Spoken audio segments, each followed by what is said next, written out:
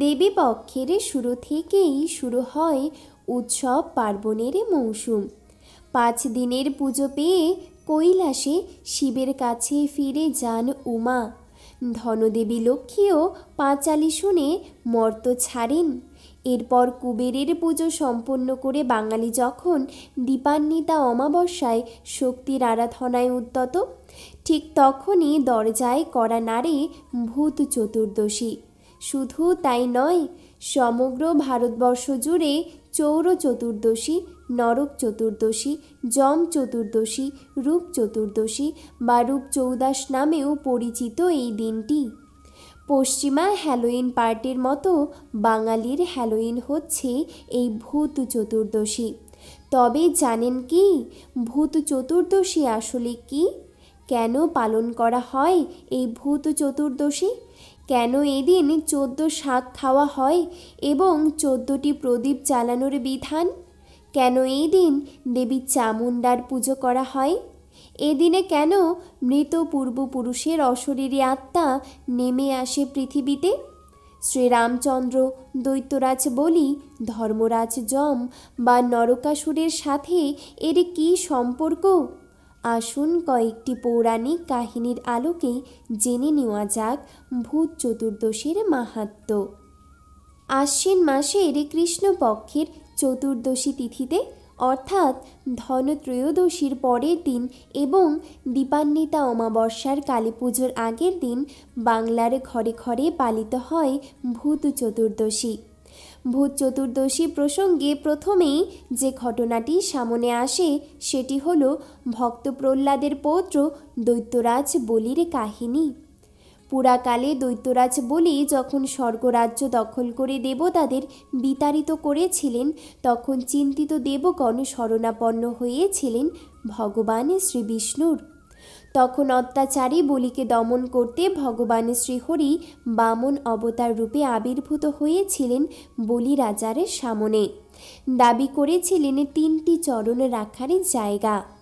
বলি রাজা তাকে 3টি চরণ রাখার জায়গা দানে সম্মত হলে তিনি তার এক চরণ দ্বারা তিনি সমস্ত আকাশ ব্যাপ্ত করেন এবং দ্বিতীয় চরণ দ্বারা আবৃত করলেন সমগ্র পৃথিবী।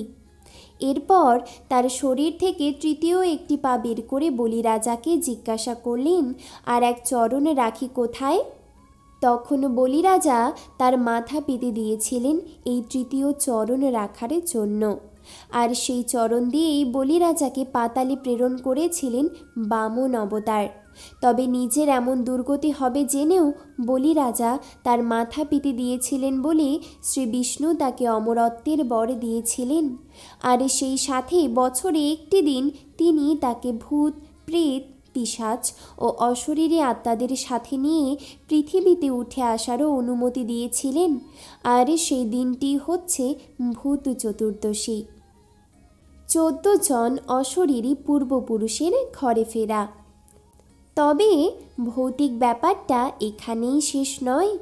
পুরাণ মতে এই দিনে স্বর্গ ও নরকের দ্বার সাময়িকভাবে খুলে দেওয়া হয় পরলোকগত আত্মাদের নিজ গৃহে ফেরার জন্য। তাই পিতৃকুল ও মাতৃকুলের 14 জন অশরীরী পূর্বপুরুষ নেমে আসেন গৃহস্থের বাড়িতে।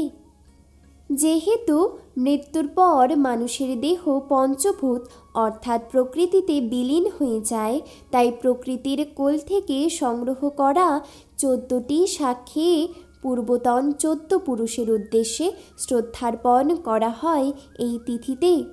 তাছাড়া 14 শাক ধোয়ার পর বাড়ির প্রতিটি কোণে ছিটিয়ে দেওয়া হয় সেই জল।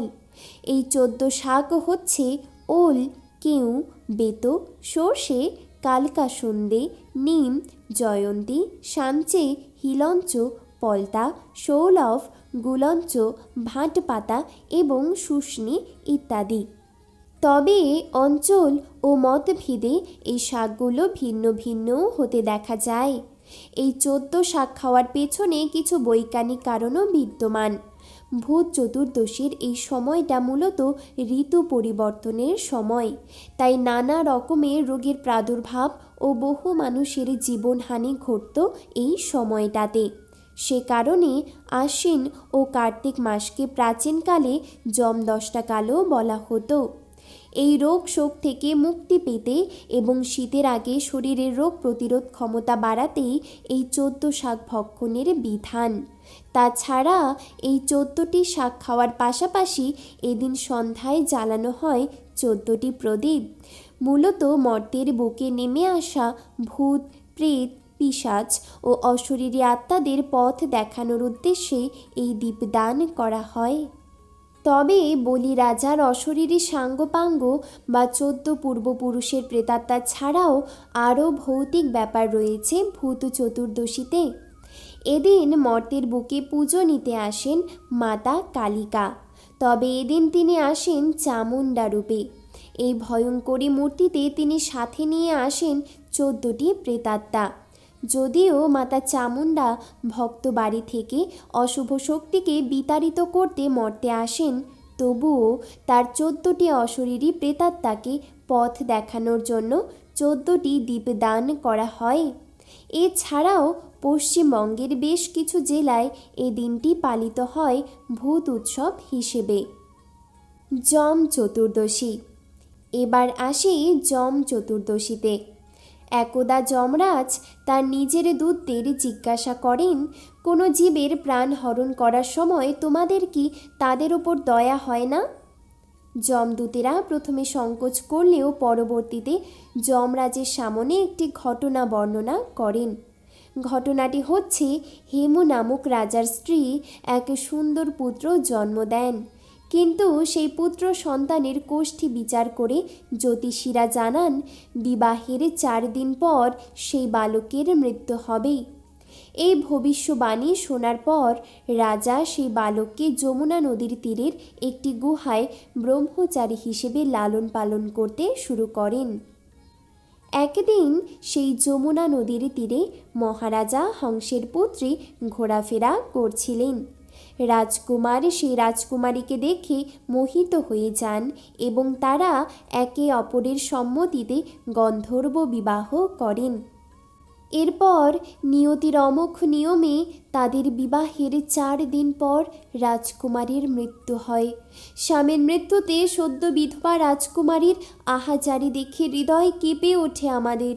ওই রাজকুমারের প্রাণ হরণের সময় আমাদের চোখ থেকেও জল গড়িয়ে পড়ে।